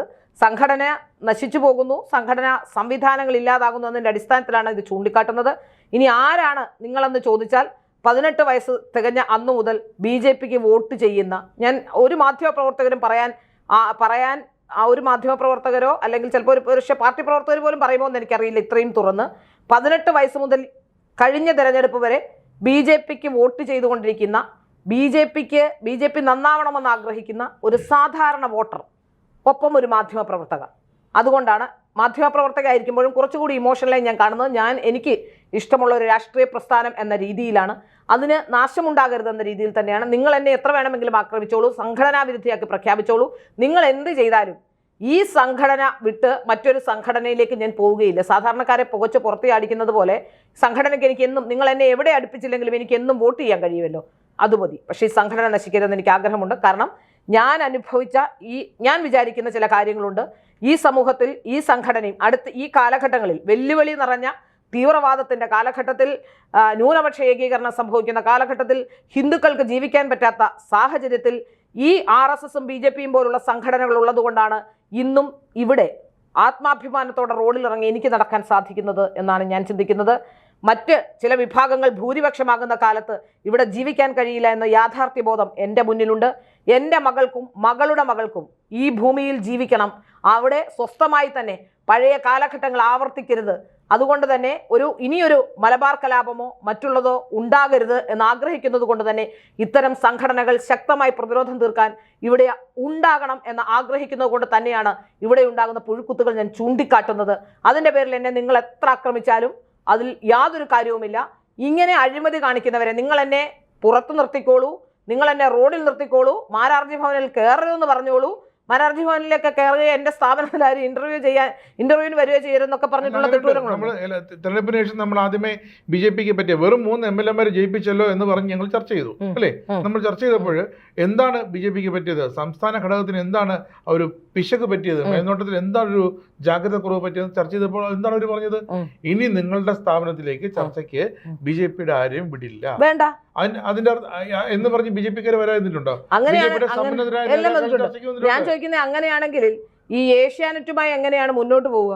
അതെ, ഏഷ്യാനെറ്റുമായുള്ള രാജീവ് ചന്ദ്രശേഖർജിയുടെ ബന്ധം അറിയില്ല. മാധ്യമ സ്ഥാപനം, ഞാൻ അദ്ദേഹത്തെ കുറ്റപ്പെടുത്തുകയൊന്നുമല്ലേ, അദ്ദേഹത്തിന്റെ ഒരു മാധ്യമ സ്ഥാപനമാണത്. അതിനെ നിയന്ത്രിക്കണമെന്നോ അല്ലെങ്കിൽ സ്വാതന്ത്ര്യത്തിന് സെൻസറിങ് ഏർപ്പെടുത്തണമെന്നോ അഭിപ്രായമുള്ള ആളല്ല ഞാൻ. അതുകൊണ്ട് തന്നെ ഞാൻ പറയുന്നു, അങ്ങനെയാണെങ്കിൽ ആദ്യം നിങ്ങൾ ബഹിഷ്കരിക്കേണ്ടതും ഉത്തരം പറയേണ്ടതും ആ വിഷയത്തിലാണ്. അപ്പോൾ പുറത്ത് മറ്റെന്തെങ്കിലും വിഷയത്തിൽ അഭിപ്രായം പറയുന്നവരെ അങ്ങ് സംഘടനാ വിരുദ്ധരും ലോക വൃത്തികെട്ടവരും മോശക്കാരും സംഘടനയെ നശിപ്പിക്കാനുള്ളവരുമാക്കി ചിത്രീകരിക്കുന്നതിന് പകരം ഞാൻ കൊടുത്ത വാർത്തയുടെ താഴെ വരുന്ന കമന്റുകൾ വായിച്ചു നോക്കൂ. ആ കമന്റുകളിലുണ്ട് നിങ്ങളുടെ പാർട്ടി ഇന്ന് അനുഭവിക്കുന്ന പ്രശ്നങ്ങൾ. ആ കമന്റുകളിൽ ജനങ്ങൾ നിങ്ങൾക്ക് പറഞ്ഞു തരുന്നുണ്ട്. യഥാർത്ഥത്തിൽ ഇത് ഒരു പുനർവിചിന്തനം, കള്ളം കാണിച്ചവരെ, ഇത്തരത്തിൽ പാർട്ടിയെ നശിപ്പിക്കാൻ ശ്രമിച്ചവരെ പുറത്താക്കി നിർത്തിക്കൊണ്ടൊരു ശുദ്ധീകരണം നടത്തി ഈ പാർട്ടി മുന്നോട്ട് പോയാൽ ഇപ്പോഴും ഞാൻ പറയുന്നു, വരുന്ന 5 വർഷത്തിനുള്ളിൽ ഈ കേരളം കാവിയണിയുമെന്ന കാര്യത്തിൽ സംശയമില്ല.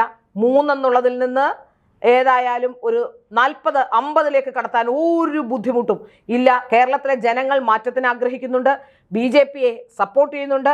BJPക്ക് കിട്ടുന്ന ഇന്നത്തെ സപ്പോർട്ട് കേന്ദ്ര സർക്കാരിനുള്ള അഴിമതി വിരുദ്ധ പ്രതിച്ഛായക്കുള്ള അംഗീകാരമാണ്.